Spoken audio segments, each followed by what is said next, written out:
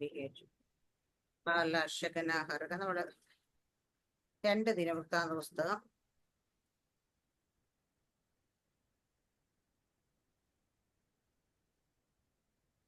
30-ാം അധ്യായത്തിന്റെ 30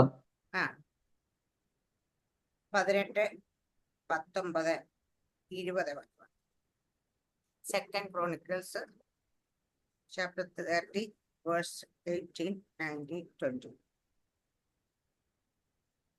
വലിയൊരു സമൂഹം എഫ്രയീമിൽ നിന്നും മനശ്ശെയിൽ നിന്നും ഇസ്സാഖാരിൽ നിന്നും സെബൂലൂനിൽ നിന്നുമുള്ള അനേകർ തങ്ങളെ തന്നെ വിശുദ്ധീകരിക്കാതെ എഴുതിയിരിക്കുന്ന വിധി വിട്ട് മറ്റൊരു പ്രകാരത്തിൽ പെസഹ തിന്നു. എന്നാൽ ഹിസ്കിയാവ് അവർക്ക് വേണ്ടി പ്രാർത്ഥിച്ചു. വിശുദ്ധ മന്ദിരത്തിന് ആവശ്യമായ വിശുദ്ധീകരണം പോലെ വിശുദ്ധനായില്ലെങ്കിലും ദൈവത്തെ തന്റെ പിതാക്കന്മാരുടെ ദൈവമായ യഹോവയെ തന്നെ അന്വേഷിപ്പാൻ മനസ്സ് വയ്ക്കുന്ന എല്ലാവരോടും ദയാലുവായ യഹോവയെ ക്ഷമിക്കണമേ എന്ന് പറഞ്ഞു. യഹോവ ഹിസ്കിയാവിന്റെ പ്രാർത്ഥന കേട്ടു, ജനത്തെ സൗഖ്യമാക്കി. സ്തോത്രം. ഹല്ലേലൂയ. ഇത് തന്നെ ഇന്നത്തെ അവസ്ഥ. ഹല്ലേലൂയ. കാരണം പലരും തങ്ങളെ തന്നെ വിശദീകരിക്കാതൊക്കെ ഇരിക്കുമ്പോ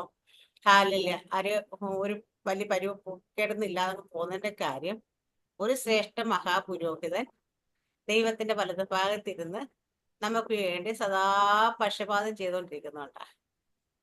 മനസ്സിലാകുന്നില്ലേ? ഇവിടെ ഒരു രാജാവ് ഹാലേലിയാമേ, അവിടെ തൊട്ട് മുമ്പ് വാക്യം കാണും, തങ്ങളെ തന്നെ 17-ാം വാക്യം, തങ്ങളെ തന്നെ വിശദീകരിക്കാത്ത പലരും സഭയിൽ ഉണ്ടായിരുന്നു. 17-ാം വാക്യം അങ്ങനെ പറയുന്നത്. അപ്പൊ തങ്ങളെ തന്നെ വിശുദ്ധീകരിക്കാത്ത പലരും സഭയിൽ ഉണ്ടായിരുന്നു. ഹാലേലിയ. അവര് വിശുദ്ധി ഇല്ലാതെ തന്നെയാണ് പെസഹ ആചരിച്ചത്.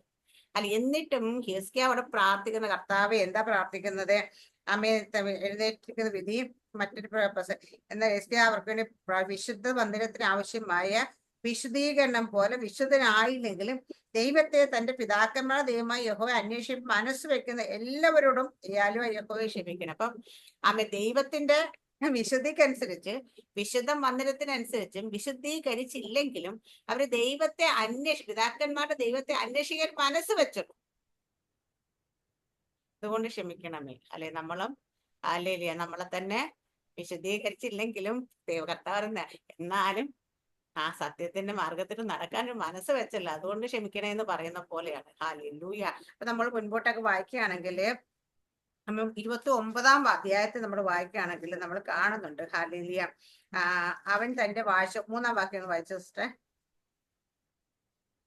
29. അവൻ തന്റെ വാഴ്ചയുടെ 1-ാം ആണ്ടിൽ 1-ാം മാസത്തിൽ യഹോവയുടെ ആലയത്തിന്റെ വാതിലുകൾ തുറന്നു അറ്റകുറ്റം തീർത്തു. അവൻ പുരോഹിതന്മാരെയും ലേവ്യരെയും വരുത്തി കിഴക്കേ വിശാല സ്ഥലത്ത് ഒന്നിച്ചുകൂട്ടി അവരോട് പറഞ്ഞെന്നാൽ, ലേവ്യരെ, എന്റെ വാക്ക് കേൾപ്പീൻ. ഇപ്പോൾ നിങ്ങൾ നിങ്ങളെ തന്നെ ശുദ്ധീകരിച്ച് നിങ്ങളുടെ പിതാക്കന്മാരുടെ ദൈവമായ യഹോവയുടെ ആലയത്തെയും ശുദ്ധീകരിച്ച് വിശുദ്ധ മന്ദിരത്തിൽ നിന്ന് മലിനത നീക്കിക്കളവീൻ. അപ്പം വാഴ്ചയുടെ 1-ാം ആണ്ടിൽ തന്നെ, അല്ലേ, അപ്പം 1-ാം മാസത്തിൽ തന്നെ യഹോവയുടെ ആലയത്തിന്റെ അറ്റകുറ്റപ്പണികൾ തീർക്കുന്നു. അത് കഴിഞ്ഞ് പുരോഹിതന്മാരെയും ലേവ്യരെയും വിളിച്ചു കൂട്ടിയിട്ട് അവരോട് പറയാ, ഇപ്പോൾ നിങ്ങളെ തന്നെ ശുദ്ധീകരിച്ച് നിങ്ങളുടെ പിതാക്കന്മാരുടെ ദൈവമായ യഹോവയുടെ ആലയത്തെ ശുദ്ധീകരിച്ച് വിശുദ്ധ മന്ദിരത്തിൽ മലിനത നീക്കിക്കളയും. അപ്പം വിശുദ്ധ മന്ദിരം അശുദ്ധമാണ്, അവരുടെ ആലയത്തിൽ മലിനതയുണ്ട്, ഇതെല്ലാം ഉണ്ട് എന്നുള്ളതാണ്. അതുകൊണ്ടാണല്ലോ നീക്കി കളയണം, ശുദ്ധീകരിക്കണമെന്ന് പറയുന്നത്. അപ്പൊ ഹിസ്കിയാവിന്റെ ഭരണകാലത്ത് ആദ്യം ചെയ്ത ആലയത്തിന്റെ വാതിലുകളുടെ അറ്റകുറ്റപ്പണി, വാതിലുകൾ എപ്പോഴും നല്ല അടച്ചുറപ്പുള്ളതായിരിക്കും. ഇല്ലെങ്കിൽ എന്താ കാര്യം വെച്ചാൽ ശത്രു അതുവഴി കയറി ഇറങ്ങുകയും ചെയ്തുകൊണ്ടേയിരിക്കും. ഹാലേലുയ. നമ്മുടെയൊക്കെ ജീവിതത്തിന്റെ വാതിൽ ഇതുപോലെ ഹാലേലുയ അടച്ചുറപ്പുള്ള കാര്യങ്ങൾ ശത്രുവിന് കയറാൻ. കാരണം എപ്പോഴും അവൻ കയറിക്കട്ടി എന്ത് സംഭവിക്കുന്നുള്ളതാണ്, അശുദ്ധമാകും, അത് മലിനമാകും. അത് മനസ്സിലാകുന്നുണ്ടോ? അപ്പൊ അശുദ്ധമാകാതെ മലിനമാകാതെ വിശുദ്ധ മന്ദിരത്തെ കാത്തു സൂക്ഷിക്കാൻ വേണ്ടി ആദ്യം നമ്മൾ പറയത്തില്ലേ, ഇപ്പം ഒരു ഇതിൽ ഞാൻ കണ്ടിട്ടുണ്ട്, നമ്മുടെ ഞാൻ യേശുക്രിസ്തു രക്തത്തെ കുറിച്ചും അകത്യത്തെ കുറിച്ചും പാവത്തെ കുറിച്ചൊക്കെ എഴുതിയതിനകത്ത് ഞാൻ എഴുതി കഴിഞ്ഞ ദിവസം വായിച്ചു കഴിഞ്ഞാൽ വീണ്ടും അതിങ്ങനെ മനസ്സിലേക്ക് വന്ന കാരണം നമ്മുടെ ഹാലയിലെ പെസഹ അറുത്തപ്പോൾ ഇസ്രായേൽ ദിനം മിസ്രൈമിലായിരിക്കുമ്പോൾ പെസഹ അറുത്ത് കുഞ്ഞാണൻ രക്തം കട്ടിളപ്പടിമേൽ രണ്ടും മേലും കുറുമ്പടി മേലും തേച്ചു എന്നാണ്. കാരണം 3 സ്ഥലത്ത് അത് തേച്ചു. കാരണം വെച്ചാൽ ഒരു സൈഡ് മാത്രം തേച്ച് വാതില് പകുതി അടച്ചു വെച്ചെന്നുള്ളൊരു കാര്യമില്ലല്ലോ എന്ന് പറയുന്ന പോലെ ഹാലേലിയ നമ്മുടെ വീടിന്റെ വാതിൽ നമ്മൾ പറയാം, ആ വാതിൽ പുറകിലത്തെ വാതിൽ കറക്റ്റ് ആയിട്ട് അടച്ചിട്ടുണ്ടായിരുന്നു, പക്ഷെ മുമ്പിലത്തെ വാതിൽ തുറന്നിട്ടുണ്ട്, കാര്യമുണ്ടോ? അതിൽ കൂടെ കയറാൻ പാടില്ലേ? ഹാലേലി എന്ന് പറയുന്ന പോലെ നമ്മുടെ ജീവിതത്തിൽ നമ്മുടെ ഹൃദയത്തിന്റെ സകല വാതിലുകളും ഹൃദയത്തെ ശുദ്ധീകരിച്ചിട്ട് അടയ്ക്കണം. നമ്മള് നെഹമ്യാവിന്റെ പുസ്തകത്തിൽ നമ്മൾ കാണുന്നുണ്ട്. ഹാലേലിയ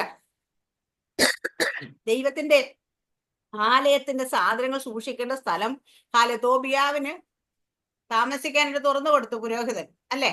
അവിടെ ദൈവത്തിന്റെ ആലയത്തിലെ വസ്തുക്കൾ വെക്കാനുള്ള സ്ഥലമായിരുന്നു അത്. പക്ഷേ അവിടെ നെഹമ്യാ ചെന്നിട്ട് എന്ത് വെച്ചാൽ ഇതെല്ലാം വലിച്ച് പുറത്ത് കളഞ്ഞിട്ട് അറകളെല്ലാം ശുദ്ധീകരിച്ചിട്ട് വീണ്ടും ആലയത്തിലെ സാധനങ്ങൾ അവിടെ കയറ്റി വെക്കുന്നത്. അപ്പം അത് ഇരിക്കുന്ന സ്ഥാനത്തെ പുറത്ത് കളഞ്ഞ് ശുദ്ധീകരിച്ച് അടച്ചുറപ്പാക്കണം.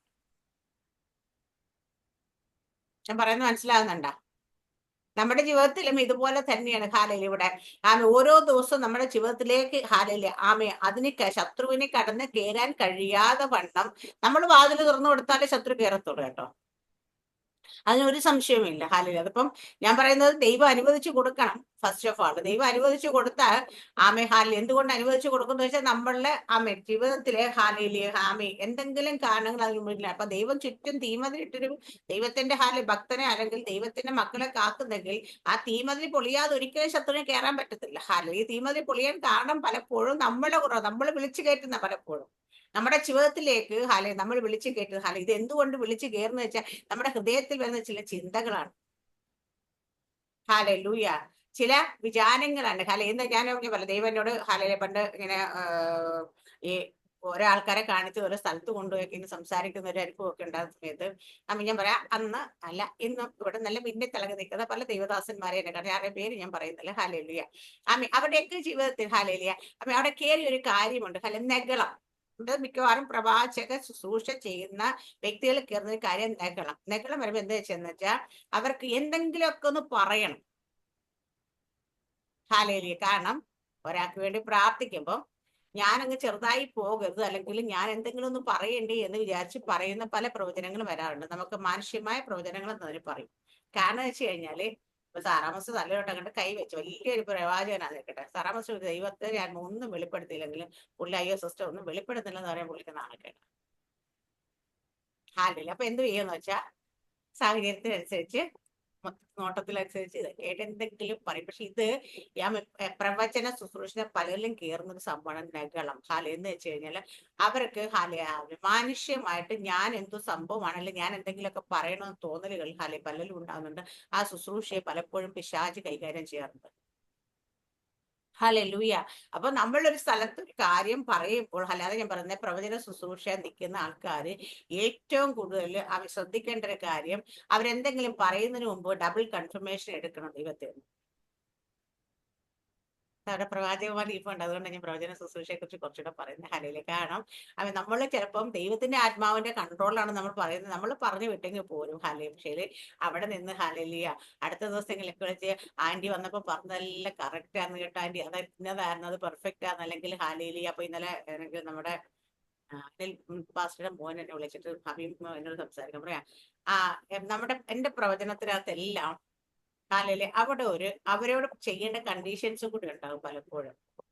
ഹല്ലേലൂയ. കാരണം ഞാൻ നിന്നെ രാജ്യങ്ങൾക്ക് പ്രവാചകരാക്കി വെച്ചിരിക്കുന്ന സത്യമാണ്, പക്ഷേ ഇതിലേക്ക് നീ ആയിത്തീരണമെങ്കിൽ നീ എന്തൊക്കെ വിട്ട് കളയണം, എന്തൊക്കെ ചെയ്യേണ്ടത്, എന്തൊക്കെ ചെയ്യാം എന്നുള്ള കാര്യം കൂടെ അതിനകത്ത് ചേർത്ത് പറയണം.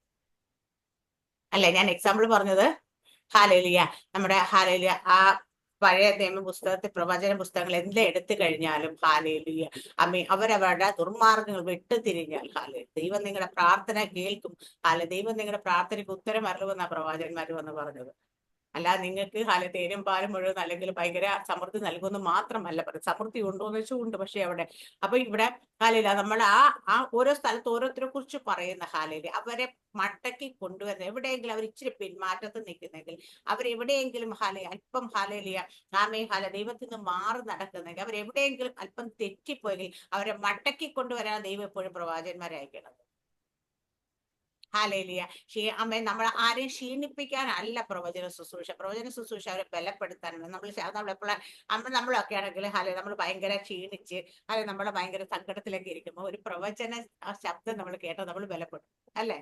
ജീവിതത്തിൽ ഒരു മാറ്റവും സംഭവിച്ചില്ല, ഹാലയില്. പക്ഷേ എങ്കിൽ ഒരു പ്രവചന ശബ്ദം നമ്മളിലേക്ക് വരുമ്പോൾ നമ്മൾ ഭയങ്കരമായിട്ട് ബലപ്പെടും. കാരണം ഈ മനുഷ്യരെ ബലപ്പെടുത്താൻ വേണ്ടിയിട്ടാണ്, ദൈവത്തോട് കൂടെ അടുപ്പിക്കാൻ വേണ്ടിയിട്ടൊക്കെ പ്രവചനം. പക്ഷേ ആ ബലപ്പെടുത്തുന്നതോടൊപ്പം ഫോഷ്ക്ക് പറഞ്ഞത് തെറ്റിക്കാൻ കൂടിയല്ല. ദൈവം എന്തെങ്കിലും ഒരു ആപത്ത് പോലും നമ്മുടെ ജീവിതത്തിൽ വരാൻ പോകുന്ന മുന്നമേ വെളിപ്പെടുത്തുന്നെങ്കിൽ അത് സംഭവിച്ച് കാണാൻ വേണ്ടിയിട്ടല്ല. ഞാൻ കഴിഞ്ഞ ദിവസം പറഞ്ഞു, ഒരു സ്ത്രീ ആത്മഹത്യ ചെയ്ത് നമ്മൾ കണ്ടത്, ഹാലയിലെ ഉരുക്കിട്ടത് കണ്ടത്, അവർ ആത്മഹത്യ ചെയ്യുന്ന വാർത്ത കേൾക്കാൻ വേണ്ടിയിട്ടല്ല, പക്ഷെ അവരെ ആത്മഹത്യ തടയാൻ നിന്റെ പ്രാർത്ഥനയ്ക്ക് പറ്റും. ഹല്ലേലൂയ. നമ്മളെ അതിനു വേണ്ടി ദൈവം ആക്കി വെച്ചു. ഞാൻ പറയാം, ഇപ്പൊ കർത്താവ് യേശുക്രിസ്തു, ഞാൻ എപ്പോഴും പറയും, കർത്താവ് യേശുക്രിസ്തു ആരെയും മുറിക്കുന്നവനല്ല, മുറിവ് കെട്ടുന്നവനാണ്. ഹാലയിലൂയ. ആരെയും കല്ലെറിയുന്നവനല്ല, കല്ല് താഴെ ഇടിയിക്കുന്നവനാണ്. ഹാലയിലൂയ. അപ്പൊ ഭിന്നത ഉണ്ടാക്കുന്നതല്ല, അവൻ ഒരുമിപ്പിക്കുന്നവനാണ്. അപ്പൊ അതുകൊണ്ട് കർത്താവ് യേശുക്രിസ്തുവിന്റെ ഹൃദയം നമ്മൾ ഓരോരുത്തരിലും ഉണ്ടാകണം. ഇവിടെ എസ്കിയാ രാജാവിന് ഹാലയിലൂയ, രാജാവിന് ഒരു കുഴപ്പമില്ല, രാജാവിന് എല്ലാ സുഖ സൗകര്യങ്ങളും, രാജാവിന് വേണേ അവിടെ ഇരിക്കാം. പക്ഷെ രാജാവ് ഹാലയിലൂയ എന്താ തീരുമാനിച്ചെന്ന് വെച്ചാൽ, അവൻ ദൈവത്തിന്റെ ആലയത്തിൽ മലിനത നീക്കണം. വിശുദ്ധ മന്ദിരം അശുദ്ധമായി കിടക്കുന്നത്, ഹാലയിലൂയ നമുക്ക് കാണാം. വിശുദ്ധ മന്ദിരത്തിലെ അവൻ വിളക്കുകൾ എപ്പോഴും കത്തിക്കൊണ്ടിരിക്കണമെന്ന നിയമപ്രകാരം. പക്ഷേ പല കാലഘട്ടത്തിൽ ആ വിളക്കുകൾ അണഞ്ഞു പോകുന്നുണ്ട്. നമ്മളെ ശമൂവേലിന്റെ ഏലി പ്രവാചകന്റെ കാലഘട്ടം നമ്മൾ വായിക്കുന്നുണ്ട്. ശമൂവേലോട് പറഞ്ഞ് വിളക്ക് കെടും മുമ്പ് പോയി കിടക്കണം. അപ്പൊ എന്ന് വെച്ചാൽ അന്ന് വിളക്ക് അവൻ ഒരിക്കലും കെടാതെ കത്തിക്കൊണ്ടിരിക്കും, വിളക്ക് കെട്ട് നിൽക്കുന്ന കാലഘട്ടമാണ്. അപ്പൊ ഇന്ന് പലപ്പോഴും പലരിലും കാണുന്നത് അവസ്ഥ ഇത് തന്നെ. ആലയത്തിലെ വിളക്ക് എപ്പോഴും കത്തിക്കൊണ്ടേ ഇരിക്കണം എന്ന് പറയുമ്പോൾ നമ്മൾ പലരിലെയും വിളക്ക് ഇടയ്ക്കൊക്കെ കത്തുന്നുള്ളൂ. ഹല്ലേലൂയ. ആത്മാവിന്റെ സാന്നിധ്യത്തിൽ തന്നെ എനിക്ക് ആയിരിക്കണം. എപ്പോഴും ഞാൻ എന്ത് ചെയ്യുമ്പോഴും എന്റെ ജീവിതത്തിൽ സകല മേഖലയിലും ആത്മാവിൽ എപ്പോഴും ഞാൻ ആത്മാവിന്റെ സാന്നിധ്യത്തിൽ തന്നെ ഞാൻ ആയിരിക്കണം എന്ന ഹാലയിലൂയ അവസ്ഥ. വിളക്ക് എപ്പോഴും കത്തിക്കൊണ്ടേയിരിക്കണം നമ്മൾ തന്നേക്കുന്നത്. അവിടെ അശുദ്ധി വരാൻ പാടില്ല. ഇൻ കേസ് അശുദ്ധി വരത്തില്ല എന്ന് ഞാൻ പറയത്തില്ല, പക്ഷെ അശുദ്ധി വന്നാൽ അശുദ്ധിയെ നീക്കിക്കളഞ്ഞ് ഇത് വരാൻ കാരണമായ വാതിലുകൾ അടച്ച് ഉറപ്പുള്ളവരാക്കി മാറ്റും. ഓരോ ദിവസം അങ്ങനെ മുൻപോട്ട് പോയാൽ മാത്രമേ ആത്മീയത്തിൽ നമുക്ക് ഞാൻ പറയും മുൻപോട്ട് എന്ന രീതിയിൽ പോകാൻ പറ്റത്തുള്ളൂ. ഹല്ലേലൂയ. ഇവിടെ ഈ ഭാഗം 29, 30 അധ്യായം നിങ്ങളൊന്ന് വായിക്കണം, മനസ്സിരുത്തി ഒന്ന് വായിക്കണം. അതിനകത്ത് കാണുന്നുണ്ട് രാജാവ് എന്തൊക്കെ ചെയ്യുന്നു. അത് കഴിഞ്ഞ പുരോഹിതന്മാർ, അതിനുശേഷം ആ 29 അധ്യായത്തിൽ അറ്റകുറ്റപ്പണികൾ തീർത്ത് അവരെ ശുദ്ധീകരിക്കാൻ പറഞ്ഞ് അവർക്ക് വേണ്ടി യാഗം കഴിച്ച് ശുദ്ധീകരണം. അതിനുശേഷമാണ് പെസഹ അറുക്കണമെന്ന് പറയുന്നത്. പെസഹ ആചരിക്കണം 30 അധ്യായത്തിലാണ് പറയുന്ന നമുക്ക്. എന്നിട്ട് ഇവരെല്ലാം ശുദ്ധീകരിക്കാം, എല്ലാം ചെയ്തിട്ട് ലേവ്യർ എല്ലാം എപ്പോഴും ഒന്നാം സ്ഥാനത്ത് നിന്ന് ഒത്തിരി ഉത്സാഹം കാണിച്ചതെല്ലാം പറഞ്ഞ ശേഷം ആ ശുദ്ധീകരണം വരുത്തിയതിനു ശേഷം അവർ പെസഹ ആചരിക്കാൻ തുടങ്ങി എന്ന തീരുമാനത്തിലേക്ക് വന്നു. കാരണം വർഷങ്ങളായി മുടങ്ങിപ്പോയി പിതാക്കന്മാർ ആചരിച്ചിരുന്ന പെസഹ അത് ആചരിക്കാൻ തീരുമാനിക്കുകയാണ്. അപ്പം നമ്മൾ ശുദ്ധീകരണം ഇല്ലാതെ നമ്മളിൽ ഒരു മടങ്ങി വരവില്ലാതെ അവിടെ നമ്മൾ എന്തൊക്കെ ദൈവത്തിന് വേണ്ടി യാഗം കഴിക്കലോ അല്ലെങ്കിൽ നമ്മൾ ദൈവത്തിന് എന്തൊക്കെ ചെയ്തെന്ന് പറഞ്ഞത് കൊണ്ട് ഒരു പ്രയോജനവുമില്ല. അവിടെ പോലും കാണുന്ന പെസഹ ആചരിക്കാനെ തീരുമാനിച്ചിട്ട് എവിടെയൊക്കെ ഇവർ ചിതറിപ്പോയി കിടന്നു അവിടെ എല്ലാവരും എഴുത്തു കൊടുത്ത് വിടുന്നുണ്ട് കാരണം നമുക്കറിയാം യോശുവയുടെ കാലത്ത് ഇങ്ങോട്ട് വരുമ്പോ തന്നെ നമ്മുടെ ജോസഫിന്റെ തലമുറ ഇപ്പുറ സൈഡ്, യോർദാന്റെ ഇപ്പുറ സൈഡിലായിരുന്നു. അപ്പൊ അവിടെയൊക്കെ കൊടുത്തു വിട്ടവരെയൊക്കെ വിളിക്കും, പലരും പുച്ഛിക്കുന്നുണ്ട്, പലരും വരുന്നില്ല എന്നൊക്കെ. പക്ഷെ വന്നവർ പോലും തങ്ങളെ തന്നെ ശുദ്ധീകരിക്കാതെ പെസഹ ആചരിച്ചപ്പോൾ രാജാവ് ചെയ്ത കാര്യം ദൈവത്തിന്റെ പക്കൽ പോയിട്ട്, എന്നാ അവരെ സാധാരണ നമ്മുടെ ദൈവത്തിന്റെ കോപം വരെ തന്നെ ശുദ്ധീകരിക്കാതിരിക്കുമ്പോൾ ഉള്ള എന്താ സംഭവിക്കുന്നത്. പക്ഷെ അവിടെ പോയി അവർക്കൊക്കെ വേണ്ടി ഇടിവിൽ നിൽക്കുന്ന ഹല്ലേലൂയ അവരെ നമ്മൾ കാണുന്നുണ്ട്. നമ്മൾ എബ്രായ ലേഖനത്തിലേക്ക് വന്നു കഴിഞ്ഞാല്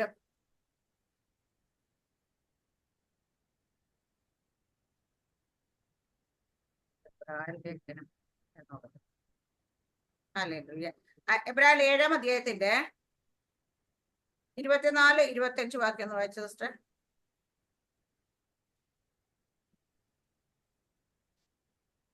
ഇവനോ എന്നേക്കും ഇരിക്കുന്നത് കൊണ്ട് മാറാത്ത പൗരോഹിത്യമാകുന്നു പ്രാപിച്ചിരിക്കുന്നത്. അതുകൊണ്ട് താൻ മുഖാന്തരമായി ദൈവത്തോട് അടുക്കുന്നവർക്ക് വേണ്ടി പക്ഷപാതം ചെയ്യുവാൻ സദാ ജീവിക്കുന്നവനാകിയാൽ അവരെ പൂർണ്ണമായി രക്ഷിപ്പാൻ അവൻ പ്രാപ്തനാകുന്നു. ആമേൻ.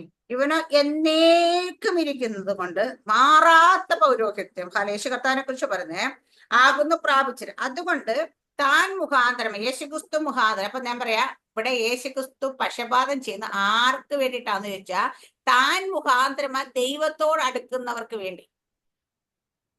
അപ്പൊ യേശുക്രിസ്തുവിന്റെ നാമത്തിൽ വിശ്വസിച്ചു യേശുക്രിസ്തുവിന്റെ കർത്താവ് നിശ്ചിതമായി സ്വീകരിക്കുന്നവർക്ക് വേണ്ടിയാണ് അവിടെ സദാ പക്ഷപാതം ചെയ്യുന്നത്. മറ്റുള്ളവരൊക്കെ യേശുവേ എന്ന് വിളിക്കുമ്പോൾ വിടുവിക്കുന്നു എന്ന് വെച്ചാൽ വിടുവിക്കുന്നുണ്ട്. പക്ഷെ അവിടെ പോയി സദാ പക്ഷപാതം ചെയ്തുകൊണ്ടിരിക്കുന്നു, അല്ലെങ്കിൽ നമുക്ക് വേണ്ടി സദാ ഹാലേലിയ ദൈവത്തോട് ഹാലേലിയ ആമേ അപേക്ഷിക്കുന്നത്, ആമേ ദൈവത്തോട് യേശുക്രിസ്തു മുഖാന്തരം ദൈവത്തോട് അടുക്കുന്നവർക്ക് വേണ്ടി മാത്രമാണ്. ഹാലേലിയ, മനസ്സിലായില്ലേ? മറ്റുള്ളവർക്കൊക്കെ അല്ല, അതുകൊണ്ട് പറയാം, മറ്റുള്ളവർക്കൊക്കെ ഔദാര്യമായി ലഭിക്കുന്നത് നമുക്ക് അവകാശമായി ലഭിക്കുന്നത് പറയുന്ന ഒരു കാര്യം അതാ. ഹാലേലിയ. ഇവിടെ എന്നിട്ട് ദൈവത്തെടുക്കുന്നവർക്ക് പക്ഷപാതം സദാ ജീവിച്ചിരിക്കുക, അവന് പൂർണ്ണമായി രക്ഷിപ്പാൻ പ്രാപ്തനാകും. അപ്പൊ നമ്മളെ പൂർണ്ണമായി രക്ഷിക്കാൻ പ്രാപ്തനായ ഒരു ശ്രേഷ്ഠ മഹാപുരോഹിതൻ. 10-ാം അധ്യായത്തിന്റെ 19 വാക്യം ഒന്ന് വായിച്ചേ സിസ്റ്റർ. എബ്രായ ലേഖനം 10-ാം അധ്യായം. അതുകൊണ്ട് സഹോദരന്മാരെ, യേശു തന്റെ ദേഹം എന്ന തിരശ്ശീൽ കൂടി നമുക്ക് പ്രതിഷ്ഠിച്ച ജീവനുള്ള പുതുവഴിയായി തന്റെ രക്തത്താൽ വിശുദ്ധ മന്ദിരത്തിലേക്കുള്ള പ്രവേശനത്തിന് ധൈര്യവും ദേവാലയത്തിന്മേൽ ഒരു മഹാപുരോഹിതനും നമുക്കുള്ളത് കൊണ്ട് നാം ദുർമനസാക്ഷി നീങ്ങുമാറ് ഹൃദയങ്ങളിൽ തളിക്കപ്പെട്ടവരും ശുദ്ധവെള്ളത്താൽ ശരീരം കഴുകപ്പെട്ടവരുമായി വിശ്വാസത്തിന്റെ പൂർണ്ണ നിശ്ചയം കൊണ്ട് പരമാർത്ഥ ഹൃദയത്തോടെ അടുത്തു ചെല്ലുക. പ്രത്യാശയുടെ സ്വീകാരം നാം മുറുകെ പിടിച്ചുകൊള്ളുക. വാഗ്ദത്തം ചെയ്തുവാൻ വിശ്വസ്തനല്ലോ. ചിലർ ചെയ്യുന്നത് പോലെ നമ്മുടെ സഭായോഗങ്ങളെ ഉപേക്ഷിക്കാതെ തമ്മിൽ പ്രബോധിപ്പിച്ചുകൊണ്ട് സ്നേഹത്തിനും സൽപ്രവർത്തികൾക്കും ഉത്സാഹം വർദ്ധിപ്പാൻ അന്യോന്യം സൂക്ഷിച്ചുകൊള്ളുക. നാൾ സമീപിക്കുന്നു എന്ന് കാണും തോറും അത് അധികമധികമായി ചെയ്യേണ്ടതാകുന്നു.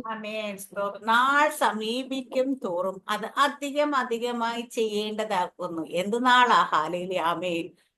നമുക്കുള്ള പോകാനുള്ള നാള് സമീപിച്ചുകൊണ്ടേയിരിക്കുക. അല്ലെങ്കിൽ കർത്താവിന്റെ വരവ് ഏറ്റവും അടുത്തുകൊണ്ടിരിക്കുമ്പോൾ അത് നമ്മൾ അധികമായി എന്താ അധികമായി ചെയ്യണം എന്ന് പറയുന്നത്? ഹാലേലൂയ, ആമേൻ. ഇവിടെ പറയുന്ന അതുകൊണ്ട് സഹോദരന്മാരെ, ഹാലേലൂയ, യേശു തന്റെ ദേഹം എന്ന തിരശ്ശീല നമുക്ക് പ്രതിഷ്ഠിച്ച ജീവനുള്ള പുതുവഴി തന്റെ രക്തത്താൽ വിശുദ്ധ മന്ദിര പ്രവേശനവും ധൈര്യവും ദേവാലയത്തിൽ ഒരു മഹാപുരോഹിതൻ നമുക്കുള്ളവർ. നാം ദുർമനസാക്ഷി നീങ്ങുമാറ് ഹൃദയത്തിൽ തളിക്കപ്പെട്ടവരും ശുദ്ധവെള്ളത്താൽ കഴുകപ്പെട്ടവരും ശുദ്ധവെള്ളത്തെ ശരീരം കഴുകപ്പെട്ട വിശ്വാസത്തെ പൂർണ്ണ നിശ്ചയം പരമാർത്ഥ ഹൃദയത്തിൽ അടുത്ത് ചെല്ലുക.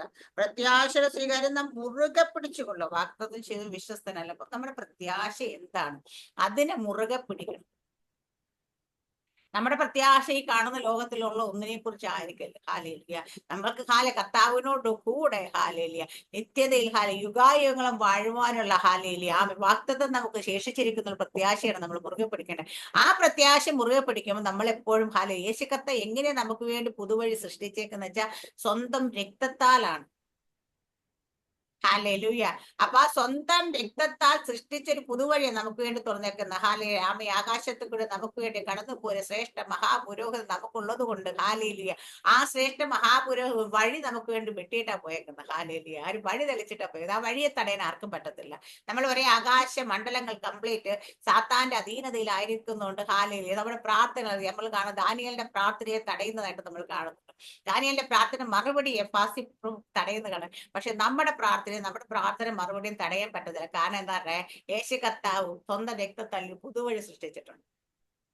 ഹാലേലൂയ. അവിടെ പറയുന്ന എന്നിട്ട് ആ പുതുവഴി തിരശ്ശീല കൂടി നമുക്ക് വേണ്ടി ജീവനുള്ള തന്റെ രക്ത വിശുദ്ധ മന്ദിരത്തിൽ പ്രവേശനം. ആ വഴി കൂടെ നമുക്ക് വിശുദ്ധ മന്ദിരത്തിലേക്കുള്ള പ്രവേശനം. അപ്പൊ നമ്മൾ എപ്പോഴും പറയും നമുക്ക് അതിധൈര്യത്തോട് കൃപാസനത്തിലും എപ്പോ വേണേലും കടന്നു ചെല്ലാം. കാരണം യേശു കർത്താവിന്റെ രക്തത്താൽ നമുക്ക് അവിടേക്ക് കയറി ചെല്ലാൻ അധികാരമുണ്ട്. പക്ഷെ ഇവിടെ ഒന്നുകൂടി എടുത്തെഴുതിയിട്ടുണ്ട്. വിശുദ്ധ മന്ദിരത്തിലേക്ക് നമുക്ക് ധൈര്യവും, ഇവിടെ പറഞ്ഞ വിശുദ്ധ മന്ദിരത്തിലേക്ക് പ്രവേശ ധൈര്യവും ദേവാലയത്തിൽ ഒരു മഹാപുരം നമുക്ക് നാം ദുർമനസാക്ഷി നീങ്ങുമ്പോൾ എങ്ങനെയായിരിക്കും നമ്മൾ കയറി ചെല്ലേണ്ടത്? അവിടെ ഏത് സമയത്തും നമുക്ക് കയറത്തില്ല, ആരും നമ്മളെ തടയത്തില്ല. പക്ഷെ നമ്മൾ എങ്ങനെയാ ദുർമനസാക്ഷി നീങ്ങുമാർ. അപ്പൊ മനസാക്ഷിയിൽ ദുർചിന്തകളും ലാക്കും വെച്ചുകൊണ്ട് കയറി ചെല്ലരുത്. നമ്മുടെ മനസാക്ഷി എപ്പോഴും നമ്മൾ പറയും, നമ്മളൊക്കെ വിശ്വാസം എന്നിട്ട് നമുക്ക് എല്ലാവർക്കും മനുഷ്യന്റെ മനസാക്ഷി സംഭവം ഉണ്ട് അല്ലെ. നമ്മളെ മനസാക്ഷി കുറ്റം വിധിക്കാത്ത കാര്യങ്ങളായിരിക്കണം നമ്മൾ ചെയ്യേണ്ട. അല്ലെ, നമ്മുടെ മനസാക്ഷി നമ്മളെ കുറ്റം വിധിച്ചു കഴിഞ്ഞാൽ പോയി. നമുക്ക് എപ്പോഴും പിന്നെ ഒന്നും അല്ല, എന്ത് കാര്യം ചെയ്താലും മനസാക്ഷി കുറ്റം വിധിച്ച് നമ്മൾ അറിയുന്നത് നമ്മൾ എന്തോ ഒന്ന് തെറ്റിപ്പോയെന്നാണ് അതിന്റെ അർത്ഥം. അല്ലെ, അന്നങ്ങനെ വന്നാൽ നമ്മൾ എന്ത് ചോദിച്ചാൽ ദൈവസന്നിധിയിൽ പോയെന്ന് കരഞ്ഞ് നിലവിളിച്ച് കർത്താവ് എന്താണ് അതിനെ നിരപ്പ് പ്രാപിക്കണം. ഹാലേലിയ, നമ്മൾ ഏറ്റു പറയണം. നമുക്ക് തെറ്റ് പറ്റത്തില്ല എന്നല്ല, പക്ഷെ തെറ്റ് പറ്റി കഴിഞ്ഞാൽ ആ ദുർമനസാക്ഷിയുമായിട്ട് നമ്മൾ നിൽക്കല്. കഴിഞ്ഞ ദിവസം നമ്മൾ ഗ്രീഷ്മ എന്നുള്ള കാമുകനെ കഷായം കൊടുത്ത് കൊന്ന പെണ്ണിനെ കുറിച്ച് അവർക്ക് മരണം വരെ തൂക്കുകയർ വിധിച്ചപ്പം മേഘാല പബ്ലിക് പ്രോസിക്യൂട്ടർ ആണെങ്കിലും ജഡ്ജാണ് എല്ലാരും പറഞ്ഞു അവളിൽ ഒരു കുറ്റബോധം കണ്ടില്ല അവൾ ചെയ്ത കാര്യത്തെ കുറിച്ച്. അവൾ ഒരിക്കൽ പോലും ഹാലേലിയ അതിനെക്കുറിച്ച് അനുദപിച്ച് കണ്ടില്ല. ഹാലേലിയ കാരണം ആമ ഒരു എന്താ പറയാ ഭക്തനെ സ്നേഹിച്ചിട്ട് മറ്റൊരാളെ കല്യാണം കഴിക്കാൻ വേണ്ടിയിട്ട് ആദ്യം സ്നേഹിച്ചതിനെ കീടനാശിനെ കലക്കി കൊടുക്കി കൊന്നു കഴിഞ്ഞിട്ടും അറസ്റ്റ് ചെയ്യപ്പെട്ടിട്ടും കോടതിയിൽ എത്തിയിട്ടും ഒരിക്കൽ പോലും അവളുടെ ഭാഗത്തുനിന്ന് ഒരു കുറ്റബോധം ആ ചെയ്ത തെറ്റിനെ കുറിച്ച് ഉണ്ടായിട്ടില്ല എന്നുള്ളതാണ് കോടതി കണ്ട ഏറ്റവും വലിയ കുറ്റം ഹാലേലിയ. അതുപോലെ ഞാൻ പറയാം, നമ്മൾ ചെയ്ത തെറ്റ് പറ്റിപ്പോയ ഏത് മനുഷ്യനും തെറ്റ് പറ്റാം, പക്ഷെ അവന് അനുതാപമുള്ളൊരു ഹൃദയം ഉണ്ടാകണം. ദുർമനസാക്ഷിയോടുകൂടി നിൽക്കരുത്. ഹാലേലിയ. നമ്മൾ ചിലരുണ്ടല്ലോ, എന്ത് കാര്യം ചെയ്താലും അവരവരെ തന്നെ ന്യായീകരിച്ചുകൊണ്ട് നിൽക്കും. അല്ലെ, ഞാൻ പെർഫെക്റ്റ് ആണ് എന്ന രീതിയിൽ ന്യായീകരിക്കും. പക്ഷെ ഇത് ദൈവത്തിന് ഒട്ടും ഇഷ്ടമല്ല. ആ സമയത്ത് ദൈവമേ ഞാൻ അതാ പറയുന്നത്, നമ്മുടെ ദാവീദിനെ ഞാൻ കഴിഞ്ഞ ദിവസം കൂടെ അവിടെ പ്രസംഗിച്ചുകൊണ്ടിരിക്കുമ്പോൾ ഞാൻ പറയുമ്പോൾ ദാവീദിന് എന്തുകൊണ്ടാണ് ദൈവം ഹൃദയപ്രകാരം തെറ്റ് നീ ആകുന്ന മനുഷ്യൻ നാഥാൻ പ്രവാചനെ തല്ലാനോ കൊല്ലാനോ കാരാഗൃഹത്തെ അടയ്ക്കാനോ ഒന്നും പോയില്ല. ഹാലേലിയ. ദാവീദ് പോയി നെടുമ്പാട് വീണ് ഹാലേലിയ അവിടെ കിടന്ന് കരഞ്ഞ് നിലവിളിക്കാൻ തുടങ്ങി. ഹാലേലിയ. കാരണം അതാണ് ദൈവം ആഗ്രഹിക്കുന്നത് നമ്മുടെ ഭാഗത്ത്. അപ്പൊ നമ്മൾ ആരും ആ ദുർമനസാക്ഷി വെച്ചുകൊണ്ട് നടക്കില്ല. ഹാലേലിയ. അതുകൊണ്ട് വന്നിട്ട് ദുർമനസാക്ഷി നീങ്ങി ദൈവം വായിച്ചോണ്ട് അവിടെ പോയി. ദുർമനസാക്ഷി നീങ്ങുമാറ് ഹല്ലേലൂയ എന്താ പറയാ വിശ്വാസത്തിന്റെ ഹൃദയത്തിൽ തളിക്കപ്പെട്ടവരും ശുദ്ധവെള്ളത്താൽ ശരീരം കഴുകപ്പെട്ടു. അപ്പം രക്തം എവിടെ നമുക്ക് തളിക്കണം വെച്ചാൽ നമ്മുടെ ഹൃദയത്തിൽ തളിക്കണം. കാരണം നമുക്ക് എപ്പോഴും ചിന്തകള് എല്ലാ കാര്യങ്ങളും കയറി വന്ന എവിടെ നമ്മുടെ ഹൃദയത്തിലാണ്. ഈ ഹൃദയത്തിൽ വന്നതിന് ശേഷമാണ് ഹൃദയത്തിലെ ആഗ്രഹത്തിന് ശരീരത്തെ നമ്മൾ കൊണ്ടുപോകുന്നത് അല്ലേ. നമുക്ക് വിശപ്പ് വയറിനാണ്, പക്ഷെ നമുക്ക് ഭക്ഷണത്തോടുള്ള ആഗ്രഹം വരുന്നത് എവിടെ വെച്ചാൽ ഹൃദയത്തിലാണ് വരുന്നത്. നമുക്ക് വസ്ത്രം ശരീരത്തിൽ ഇടാനുള്ളതാ, പക്ഷെ ആഗ്രഹം എവിടെ വെച്ചാൽ ഹൃദയത്തിലാണ് വരുന്നത് അല്ലേ. എല്ലാ കാര്യം ഹൃദയം. അപ്പൊ ഹൃദയത്തിലാണ് രക്തം തളിക്കപ്പെടേണ്ടത്. കാരണം ആ ഹൃദയത്തിലെ ചിന്തകളാണ് നമുക്ക് മാറേണ്ടത്. എന്നിട്ട് നമ്മള് ഹൃദയത്തിൽ തളിക്കപ്പെട്ടവരും എന്താ പറയാ വിശുദ്ധ വെള്ളത്താൽ ശരീരം കഴുകും. എന്നിട്ട് ഹൃദയത്തിൽ രക്തം കൊണ്ട് തളിക്കപ്പെട്ട് രക്തം കൊണ്ട് ഹൃദയത്തെ ശുദ്ധമാക്കിയിട്ട് ശരീരം ശുദ്ധവെള്ളത്താൽ കഴുകും.